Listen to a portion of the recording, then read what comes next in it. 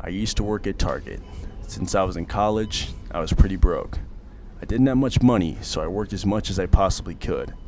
That being combined with being a student, I would sometimes be found slacking off or extremely tired of work. This also sucks because I had to work mostly until after close, helping finish the last few batches for the night and making sure that we're on good pace for the next day. On this day, it was a Tuesday. I remember it extremely well. I went into the TSC as I would any other day, grabbing a Zebra and a walkie and immediately getting to work. The shift went by slow and boring, just as it always was, but something felt off. There was definitely a lot less customers than usual. We were off a main highway, so the store being overflowed with customers was common. Although today, I saw maybe 10 to 15 max. This definitely weirded me out, but I decided to ignore it. I made it through a majority of my shift and even made it to closing, but I was slightly angry since I knew I had to work at least 2 to 3 more hours on the job. At nights, it was usually just me and my coworker. Let's call him Corey.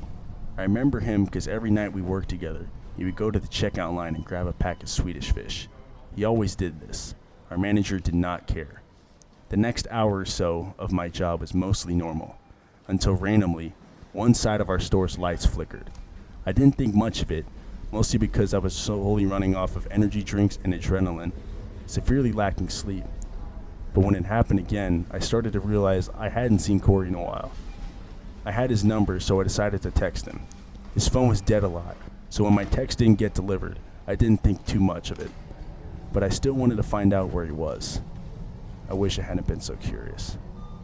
I called out his name. Since the store was obviously empty by this time, I thought I would hear a reply swiftly, but all I was met with was silence, filled softly by the hum of LED lights above. I then heard a loud crash from our toilet paper and paper towel section. I rushed over saying Corey's name as I went to the aisle. I looked up, down, no Corey. Despite not being there, the entire shelf was knocked over with products, which didn't make any sense considering the shelves were around 7 to 8 feet tall. I looked around my surroundings just to see if Corey was playing some cruel prank. I decided to go downstairs to our storage room, so I took the lift to our basement. When I got down there, all of the lights were off, something that generally wouldn't be too weird despite the motion-activated lights we had down there. But when I started walking, none of them turned on. I used my phone's flashlight to navigate through the dark. It wasn't bright, but it was just bright enough for me to be able to see. I got around halfway down the hall when I saw something that was unmistakably a red Target vest with the name tag Corey. My heart drops. As I'm frozen with fear, I hear footsteps rapidly approaching from across the basement. They're way too strong and fast to be a human. I didn't take any more time. I start to run for my life.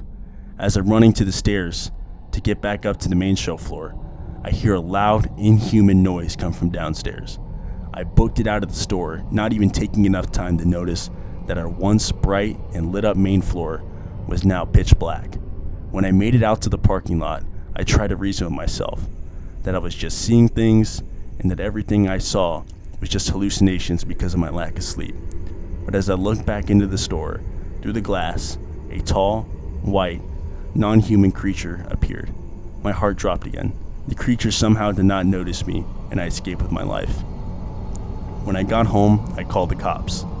They searched the entire store. They found Corey's vest, but to this day, they have no other trace of where he went.